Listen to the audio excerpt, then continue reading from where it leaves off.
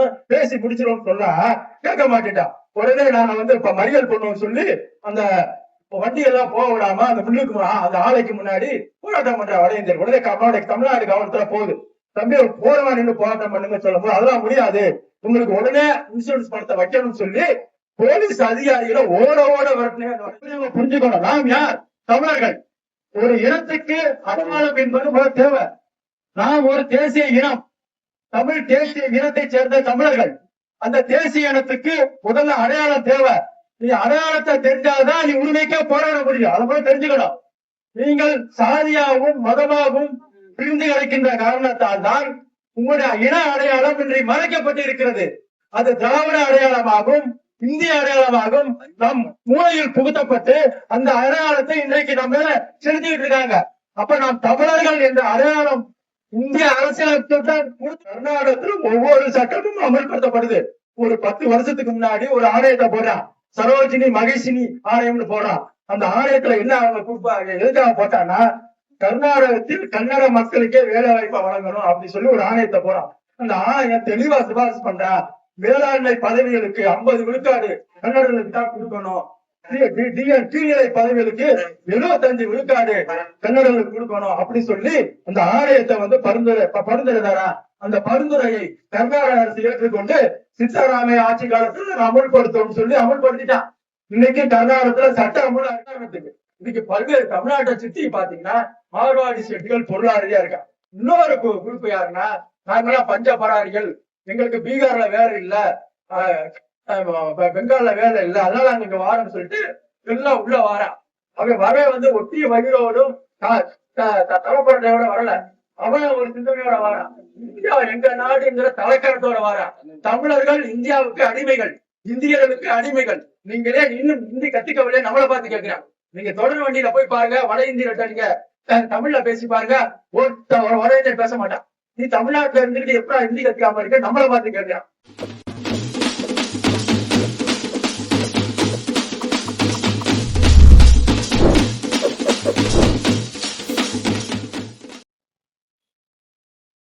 தமிழ்நாட்டு வேலை தமிழர்களுக்கு இன்று சட்டமன்றத்தில் தீர்மானம் நிறைவேற்ற கோரி எழுச்சிமிகு இந்த கோரிக்கை முழக்க ஆர்ப்பாட்டத்திற்கு தலைமை வைக்கக்கூடிய தாய் தமிழர் கட்சியுடைய தலைவர் பீமா பாண்டியன் அவர்களே, இங்கே கூறியுள்ள அனைத்து தோழர்களே, நான் சார்ந்த தமிழ் தேசிய பேரியக்கத்தின் சார்பாக முதற்கண் வணக்கத்தை தெரிவித்துக் கொள்கிறேன்.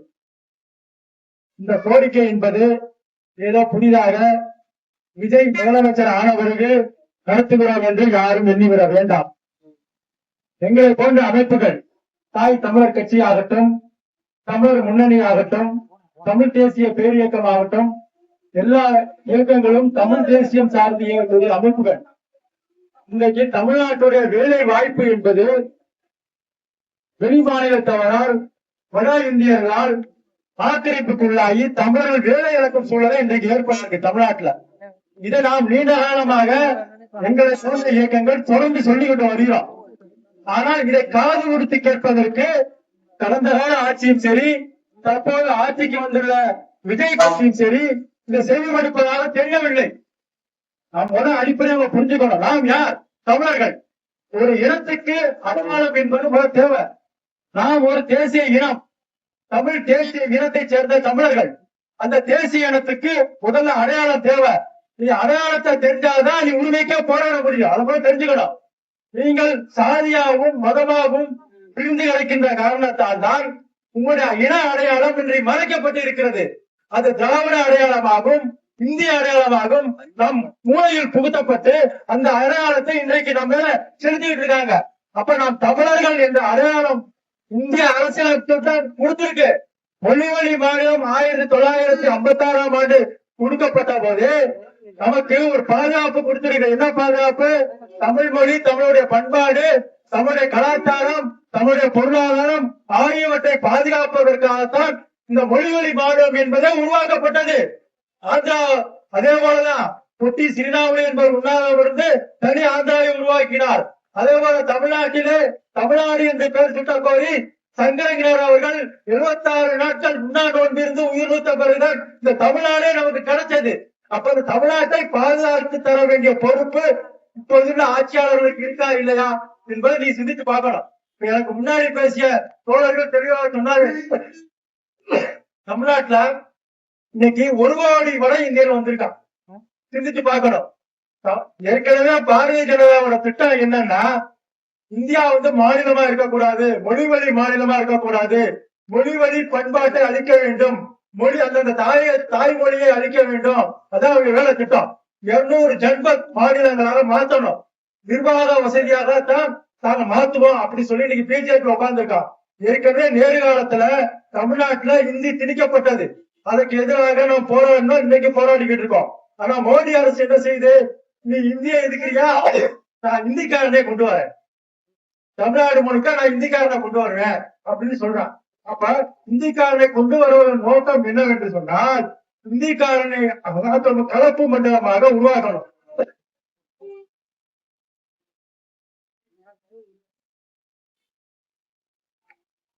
தமிழ்நாடு தமிழர்களுக்காக நாடு கிடையாது.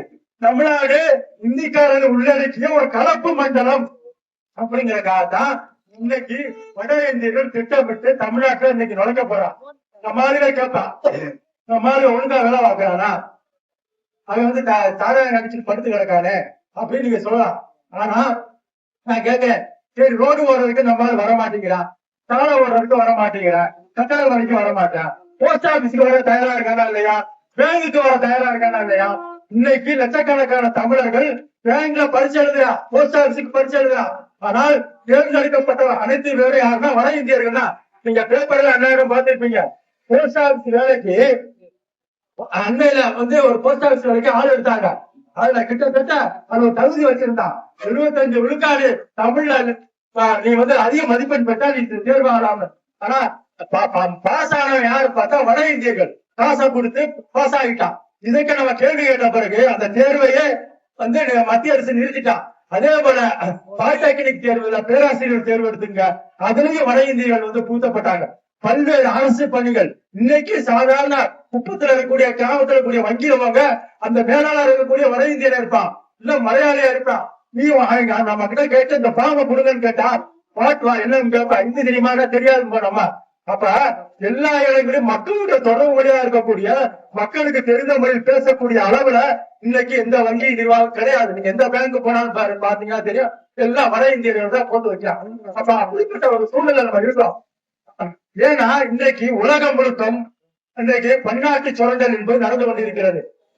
நோபல் பரிசு பெற்ற பொருளாதார நிபுணர், பொருளாதாரத்துக்காக பரிசு பெற்ற ஒரு நிபுணர் இருந்தாரு. அவர் பேரு டேவிட் டிகாட்டோ. அவர் சொன்னாரு, என்ன சொன்னார்னா, புலம்பெயர்ந்த தொழிலாளர்கள் குறைந்த கூலிக்கு கிடைப்பார்கள், அதை நாம் பயன்படுத்திக் கொள்ள கூடாது. அது அப்படிப்பட்ட ஒரு தியரிய தவறான தியரி. ஏனால் இன்றைக்கு குறைந்த கூலிக்கு வருவார்கள், நாளைக்கு சமமான கூலி கேட்பார்கள்.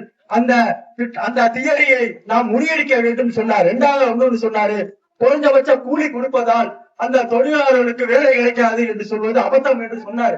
ஏன்னா குறைஞ்சபட்ச கூலி என்பது நிர்ணயிக்கப்பட வேண்டும் ஒவ்வொரு தொழிலாளிக்கும் என்பதை சொன்னார். யார் சொன்னார்? 1993 அந்த டேவிட் ரிகார்டோ சொல்றாரு. அவரு நம்ம நாட்டுக்காரர் கிடையாது, ஐரோப்பா நாட்டுக்காரர். அவர் சொல்றாரு, புலம்பெயர்ந்த தொழிலாளர்களை நாம் வரவேற்க கூடாது, இதனால் உள்ளூர் தொழிலாளர்கள் பாதிப்புக்கு உள்ளாவார்கள்.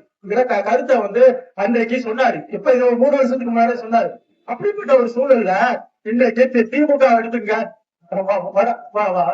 அண்ணா காலத்துல என்ன கோரிக்கை வச்சாங்க? திராவிடருக்கு வச்சாங்க. அப்ப இன்னொரு கோரிக்கை வச்சாங்க, வடக்கு வாழ்கிறது தெற்கு தேர்கிறது அப்படின்னு சொன்னாங்க. இன்னொரு கோரிக்கை வச்சாங்க, வடவர்கள் நல்லவர்கள் அல்ல நம்மவர்கள் அல்ல அப்படின்னு கோரிக்கை வச்சாங்க.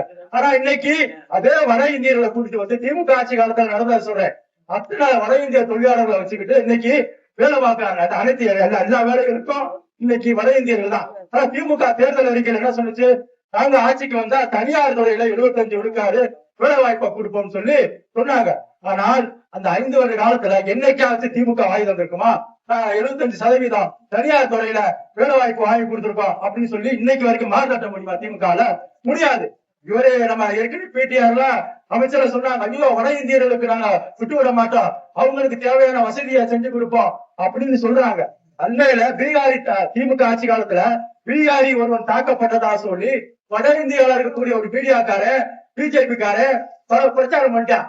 அங்க இன்னும் கண்ணந்துண்டமாக பீகாரிகள் வெட்டப்பட்டு கிடக்கிறார்கள் என்று பொய்யான பிரச்சாரத்தை பரப்பி விட்டான். உடனே அன்னைக்கு இருந்த ஸ்டாலின் துள்ளி குதிக்கிறாரு. ஐயோ தமிழ்நாட்டுல அப்படிலாம் எதுவுமே நடக்கல, நீங்க வேணாம் பீகாரி அதிகாரிகள் அனுப்பி வைங்க, இந்த மாதிரி பாருங்க எங்க போலீஸ் அதிகாரி அனுப்பி வைக்கிறோம், நீங்க ஒரு குழுவை அனுப்பி வைங்க, நாங்க பாருங்க பீகாரி மக்கள் பீகாரி வாழ்வதை விட தமிழ்நாட்டில் சுகபோகமாக வாழ்கிறார்கள், அவர்களுக்கு நாங்கள் வீடு கட்டி கொடுக்கிறோம். உடனே பயந்துட்டு தூத்துக்குடி பக்கம் போனாரு ஸ்டாலின்.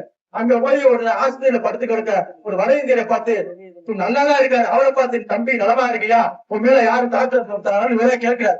அப்ப திட்டமிட்டு இங்க ஒரு பீகாரி தாக்கப்படக்கூடாதுங்கிற கருத்து எங்களுக்கு இருக்கு. அதே சமயத்துல பீகாரிகளுக்கு ஒரு ஆபத்து என்றால் துணியில் குதிச்சாங்க, அது ஸ்டாலின் அரசு. இது இப்ப நடந்துச்சு.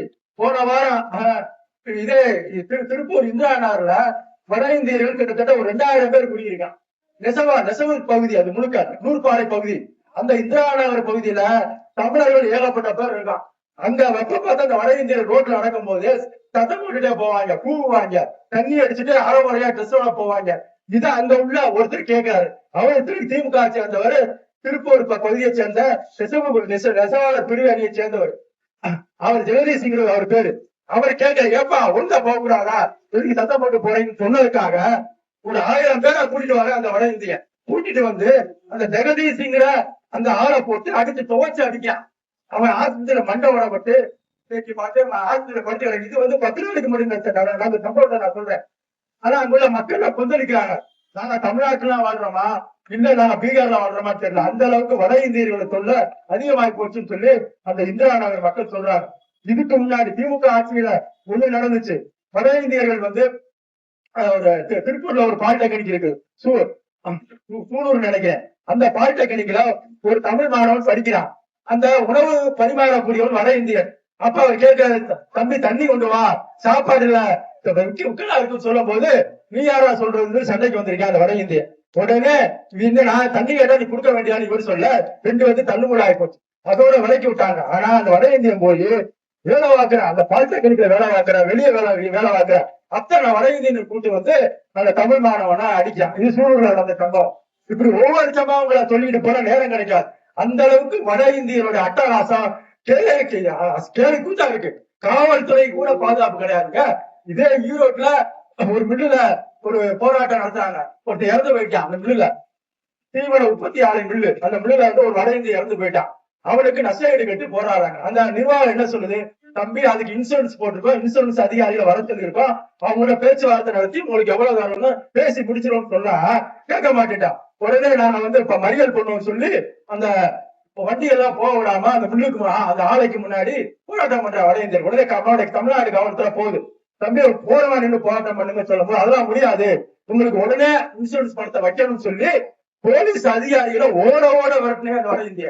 இன்னைக்கு நீங்க பாத்தீங்கன்னா தெரியும், இந்த ஒரு வருஷத்துக்கு முன்னாடி நம்முடைய தமிழ்நாடு காவல்துறை மீது கை வைக்கலாம் பாருங்க. இந்த அளவுக்கு வட இந்தியர்களுக்கு இன்றைக்கு துணிச்சல் வந்திருக்குங்கிறத சில உதாரணங்கள் மூலமா நான் சொல்றேன்.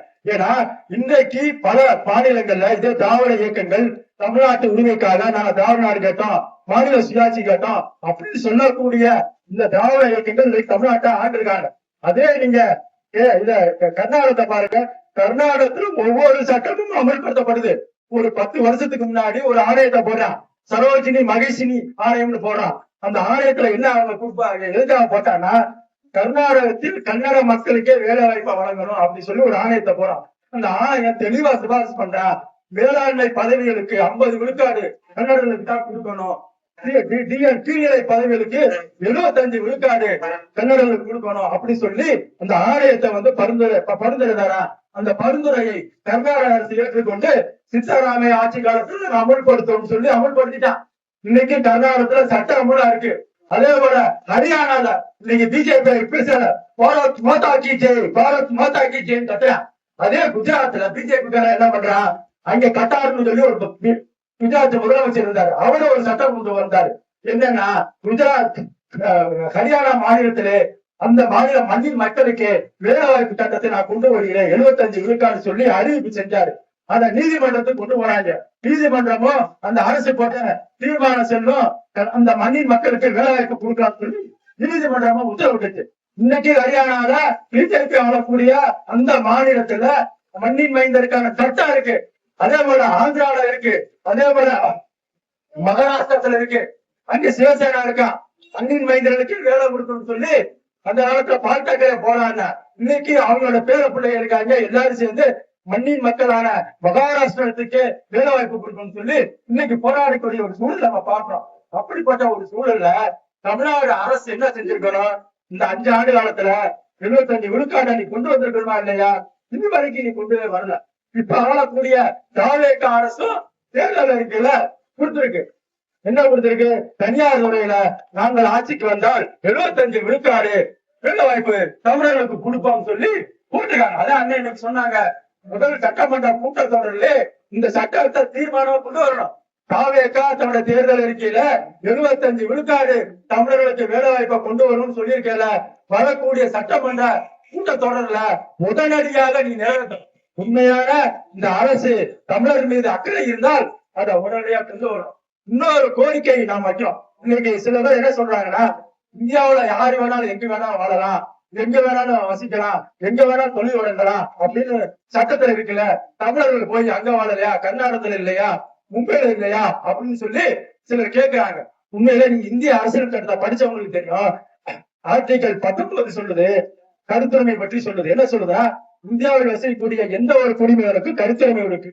அதே சமயத்தில் கருத்துரிமை என்பது இந்தியா ஒற்றுமையை பாதுகாக்காதவன் அவன் பேசணும், ஒரு வரம்பு ஒதுக்கிறான். அதே போலதான் அதே 19 ஆர்டிகல் 1 என்ன சொல்லுதுன்னா, இந்தியாவில் இந்திய குடிமகன் எந்த பகுதியிலும் குடியிருக்கலாம், வசிக்கலாம், வேலை செய்யலாம், தொழில் வழங்கலாம். அதே சமயத்தில் அந்த பகுதி மக்களுடைய வேலை வாய்ப்பையோ குடியிருப்பையோ அச்சுறுத்தக்கூடிய வகையிலே அமையக்கூடாது அப்படின்னு சொல்லி இந்திய அரசியல் சட்டம் அதே 19 உட்பிரிவு சொல்லுது. அந்த அடிப்படையில் தான் இன்றைக்கு வடகிழக்கு மாநிலங்களில் இருக்கக்கூடிய மிசோரம், நாகாலாந்து, அருணாச்சலம், சிக்கிம் போன்ற 4 மாநிலங்களிலே உள்நாட்டு அனுமதி சீட்டு முறை இருக்கு. இன்னைக்கு நம்ம கர்நாடகத்துக்கு போறோம், அதுக்கு விசா தேவையில்லை, பாஸ்போர்ட் தேவையில்லை, ஆந்திராவுக்கு தேவை கிடையாது. ஆனா நீங்க மிசோராமுக்கு போனா பாஸ்போர்ட் விசா தேவை. என்ன கேட்கலாம், இந்தியாவுக்குள்ள இருக்கு, எதுக்கு போகணும்னு. ஏன்னா அங்க மண்ணின் மைந்தர்களுக்கான சட்டத்தை இந்திய அரசியலமைப்பு இருக்குது. உள்நாட்டு அனுமதி சீட்டு முறை. நீங்க ஒரு டூரிஸ்டுக்கு போனா ஒரு 100 நாள் அங்க இருக்கலாம். வேலைக்கு போனா மத்திய அரசு வேலையோ மாநில அரசு வேலையோ உன்ன நீ அங்க வேலைக்கு அனுப்புனா அரசுகிட்ட இருந்து ஒரு சர்டிபிகேட் வாங்கி நீங்க செக் போஸ்ட்ல கொடுக்கணும். அந்த செக் போஸ்ட்ல வெரிபிகேஷன் பண்ணி உங்களை லெஜர்ல ஏத்துவான். சேர்த்துட்டு அதுக்கு பிறகு உங்களை உள்ள விடுவான். எத்தனை நாள் இருப்பீங்க, வேலை விஷயமா வந்திருக்கா கேட்டுதான் உள்ள அனுப்பான். அப்படி நீங்க தொடர்ந்து இந்த விசா டைம் முடிஞ்சவரும் உள்ள இருந்துன்னா உங்களை வெளியே அனுப்பிடுவான். இன்னைக்கு இருக்க 4 மாநிலங்கள்ல இதுக்கு பேர் தான் உள்நாட்டு அனுமதி சீட்டு முறை, இன்னர் லைன் பெர்மிட் முறை. இது நம்ம பேருக்கு தெரியவே தெரியாது. இதைத்தான் நம்ம தமிழ்நாட்டு கேட்கிறோம். நாங்க வட இந்தியர்களை அடிக்கல, உதைக்கல, சட்ட ரீதியாக தமிழருடைய வேலை வாய்ப்பை பாதுகாத்து கொடுத்தா சொல்றோம்.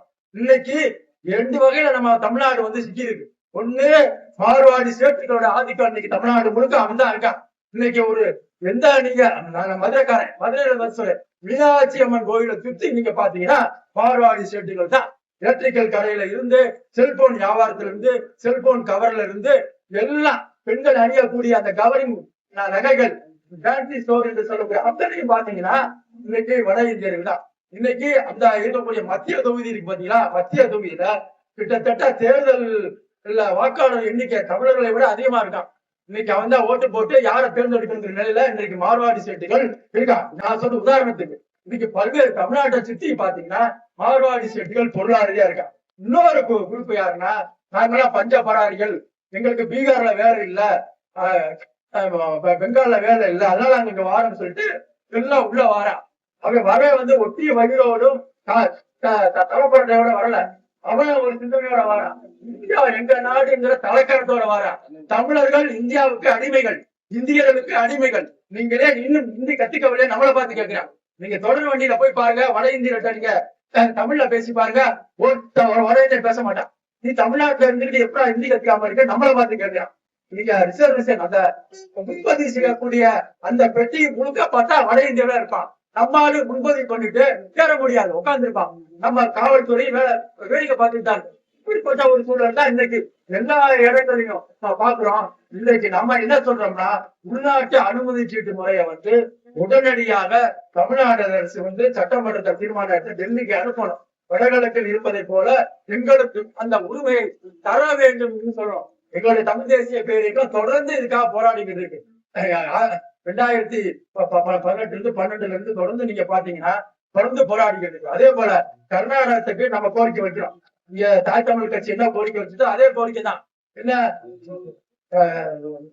மேகதாட்டு அணையை தடுத்துவதை நிறுத்தணும். காவிரி தராத கர்நாடகத்துக்கு நெய்வேலி மின்சாரத்தை அனுப்பக்கூடாது. இன்னைக்கு பெங்களூர் நகரமே எப்படி எரியுதுன்னா தமிழ்நாட்டுக்கு செல்லக்கூடிய மின்சாரத்துலதான் இன்னைக்கு கர்நாடகத்துல பெங்களூர் நகரமே இயங்குது. அதை ஒரு நாள் நிப்பாட்டி பார்ப்போம். கர்நாடகத்துக்கார பயந்து ஓடி விடுறான். இந்த வீரப்பனுக்கு பயந்தா வீரப்பனை கொண்டு விட்டாங்க. இன்னைக்கு யாருக்கும் கர்நாடகத்துக்காரன் பயப்பட மாட்டான். தண்ணி தர முடியாதுங்கிறான். மேகதாட்டுல அணை கட்டினா ஒரு சொட்டு தண்ணி கூட தமிழ்நாட்டுக்கு கிடைக்காது. இந்த பக்கம் கேரளாவை எடுத்துக்கிட்டீங்கன்னா முல்லை பெரியாறு, அது அந்த அணையை நான் வந்து இடிக்க போறோம், அது பழமையான அணை, கீரை நிலையில இருக்கு, நாங்க புது அணை கட்டுவோம், உங்களுக்கு புது அணை கட்டிட்டு தண்ணி தரோங்க. யார் வீட்டு சொத்து அது? அது தேவிகுளம் பீர்மேடு என்பது முல்லை பெரியாறு இருக்கக்கூடிய பகுதி. அது தமிழ்நாட்டுல மொழிவாரி மாநிலம் பிரிக்கப்பட்ட போது கேரளாவோட எடுத்துட்டாங்க. அந்த காலத்துல எடுத்துட்டாங்க.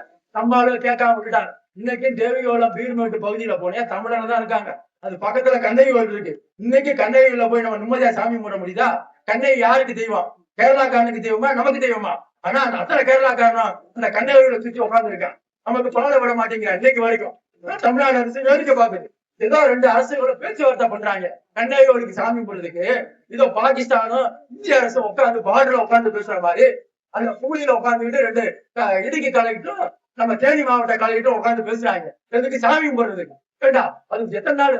ஒரு வாரம் கும்பிட்டுக்கிட்டு இருந்த கண்ணகி கோயில் தெய்வ வழிபாடு தமிழர்கள் ஒரு வாரம் அந்த கம்பம் தேடி பகுதியில் இருக்கக்கூடிய மக்கள் அத்தனை பேர் கும்பிட்டுக்கிட்டு இருந்தாங்க. இன்னைக்கு என்ன பண்றான்? ஒரு நாள் இப்ப ஒரு நாளை அரை நாள் ஆகிட்டான். வாட்டர் பேக் கொண்டு போய் நமக்கு சாமி கும்பிட்டோம்னா சூடம் கொடுத்தோமா இல்லையா, அது தீப்பெட்டியா கொண்டு போக கூடாங்க. ஒவ்வொரு வருஷம் சண்டை போடுறேன். நம்ம பொங்க வைக்கிறதுக்கு தீப்பெட்டி எடுத்தா உடனே லவக்குன்னு பாய்ந்து கேரளா போலீஸ் பிடிச்சிடறேன். வைக்காத தீப்பெட்டி, வைக்காத தீப்பெட்டி எரிஞ்சிடும் சொல்லி புரியான பிரச்சாரம் பண்றேன். கேவலமான அரசியல் கேரளா ரெண்டு இடத்துலயும் காங்கிரஸ் ஆளுது. அந்த காங்கிரஸுக்கு இன்னைக்கு தமிழ்நாட்டுல மாநிலங்களவை பதவி, உறுப்பினர் பதவி, மத்திய அமைச்சர் பதவி, இன்னைக்கு அமைச்சர் பதவி கொடுத்துருக்கானா இல்லையா? 67 அண்ணா காலத்தில் தோற்கடிக்கப்பட்ட ஓட விரட்டப்பட்ட காங்கிரஸ் கட்சிக்கு இன்னைக்கு தமிழ்நாட்டுல புத்துயிர்ப்பு கொடுக்குறான், வளர்க்கணும்னு விரும்புறாங்க இன்னைக்கு ஆட்சியாளர். எனவே நம்மளை பொறுத்த வரைக்கும் அது பிஜேபியா இருக்கட்டும், காங்கிரஸ் கட்சியா இருக்கட்டும், அகில இந்திய கட்சிகள் எப்போதுமே தமிழ்நாட்டுக்கு பகை சக்திகள் தான். இந்த அகில இந்திய கட்சிகளால்தான் இன்னைக்கு தமிழ்நாட்டோட வேலை வாய்ப்பு பறிக்கப்படுகிறது, தமிழ்நாட்டோட ஆற்று நீர் உரிமை பறிக்கப்படுது. இப்படி பல்வேறு சிக்கலுக்கு இன்றைக்கு உள்ளாகி இருக்கிறோம். தமிழ்நாடு அரசு உடனடியாக நாம் பேச கோரிக்கை நேரம் இல்லைங்கிற காரணத்தால் உடனடியாக தமிழ்நாட்டு வேலைகள் தமிழருக்கே என்ற சட்டத்தை கொண்டு வரணும், உள்நாட்டு அனுமதி சீட்டு முறையை கொண்டு வருவதற்கான ஏற்பாட்டை கொண்டு வர வேண்டும் என்று கூறிக்கொண்டு வாய்ப்பளித்த தோழர்களுக்கு நன்றி கூறி விடைபெறுகிறேன். இவ்வாறான பல செய்திகளை, பல சிக்கல்களுக்கு விடை கிடைக்கக்கூடிய செய்திகளை தமிழர் கண்ணோட்டம் வலையொலியில் வெளிப்படுத்தி வருகிறோம். இது தற்சார்பாக செயல்படுவதற்கு நிதி தேவைப்படுகிறது. இந்த நிதியை நம்முடைய மக்களாகிய நீங்கள் தான், இளையோரும் பெரியோரும் நண்பர்களும் தோழர்களும் சான்றோரும், நீங்கள் உங்களால் இயன்ற அளவு என்ன இயலுமோ அந்த நிதியை வழங்குமாறு அன்போடும் உரிமையோடும் கேட்டுக்கொள்கிறேன். உங்களுக்கு நன்றி உணர்வோடும் பொறுப்புணர்வோடும் தமிழர் கண்ணோட்டம் செயல்படும் என்பதை உறுதி தெரிவித்துக் கொள்கிறேன். நன்றி, வணக்கம்.